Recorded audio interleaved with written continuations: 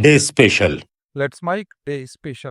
आज बात करेंगे 17 नवंबर, इतिहास के एक खास दिन की। आज 17 नवंबर है। इतिहास में ये एक खास दिन है। दुनिया के सबसे अहम जलमार्गों में से एक स्वेज नहर के खुलने की 156वीं वर्षगांठ। ये 19वीं सदी की इंजीनियरिंग का चमत्कार है। ये ग्लोबल बिजनेस की लाइफलाइन है। ये अंतर्राष्ट्रीय राजनीति का बार बार का केंद्र बिंदु भी है।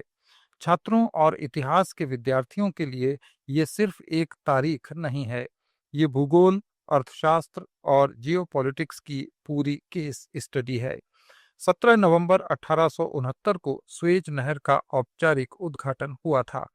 ये भूमध्य सागर को लाल सागर से जोड़ती है। स्वेज नहर यूरोप से एशिया जाने का समुद्री रास्ता 9000 किलोमीटर तक कम कर देती है। इससे पहले जहाज केप ऑफ गुड होप के रास्ते अफ्रीका घूम कर जाते थे। इसमें 3 महीने लगते थे।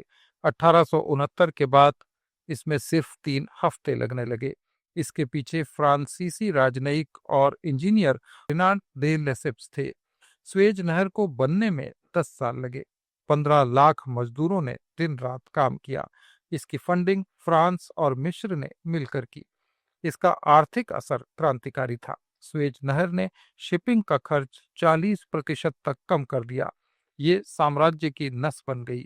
ये कपास, चाय, मसालों और बाद में तेल को ले जाने लगी। आज दुनिया का 12% समुद्री व्यापार स्वेज नहर से होकर होता है। इसमें दुनिया का 8% तेल और 30% कंटेनर ट्रैफिक शामिल है। स्वेज नहर भारत के लिए भी बहुत अहम है। भारत का यूरोप के साथ 60% से ज्यादा व्यापार इसी नहर के रास्ते होता है। लेकिन ये नहर कभी भी सिर्फ व्यापार की नहीं रही। इसके साथ राजनीति और तनाव भी जुड़े रहे। 1956 में मिस्र के राष्ट्रपति कमाल अब्दुल नासिर ने स्वेज नहर कंपनी का नेशनलाइजेशन यानी राष्ट्रीयकरण कर दिया। ये कंपनी तब ब्रिटेन और फ्रांस के कंट्रोल में थी। ब्रिटेन, फ्रांस और इजराइल ने सैन्य कार्रवाई की। ये स्वेज संकट था और नहर 8 महीने बंद रही। इस लड़ाई ने यूरोपीय औपनिवेशिक ताकतों के पतन को भी उजागर किया। इससे नासिर को अरब दुनिया ने हीरो बना दिया। That's my day special. United Nations ने हस्तक्षेप किया। 1957 में स्वेज नहर फिर से खुली। अब ये इजिप्ट के पूरे नियंत्रण में थी।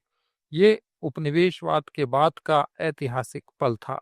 2015 में इजिप्ट ने नहर का विस्तार किया। 35 किलोमीटर का नया समानांतर चैनल बनाया, जिससे बड़े जहाज गुजरने लगे और जहाजों की आवाजाही तेज हो गई। यह $8 अरब का प्रोजेक्ट था। 2021 में कंटेनर शिप एयर गिवन यहां फंस गया। 6 दिन तक नहर ब्लॉक रही। दुनिया की सप्लाई चेन हिल गई। भारत के नजरिए से ये रास्ता यानी स्वेज नहर का मार्ग बहुत जरूरी है, क्योंकि हमारा यूरोप और अफ्रीका का व्यापार इसी पर निर्भर है। ऑयल इंपोर्ट का बड़ा हिस्सा भी यहीं से आता है। एसलॉक यानी समुद्री संचार मार्गों की सुरक्षा राष्ट्रीय हित का हिस्सा है। मुक्त नौवहन जैसे सवाल भी इस नहर से जुड़े हैं। स्वेज नहर की कहानी इतिहास, भूगोल और जियोपॉलिटिक्स का एक जीता जागता सबक है।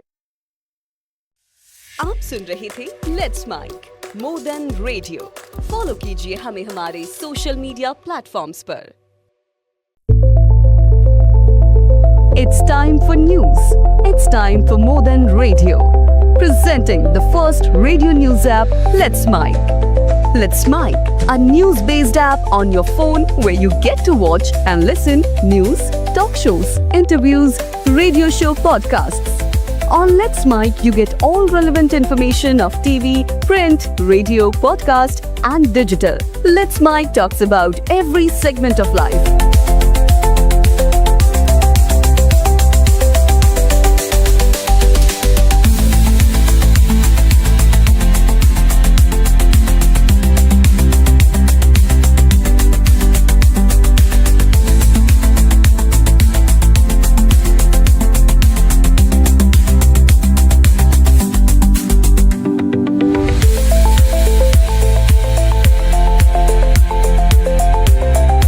Download the app now from Play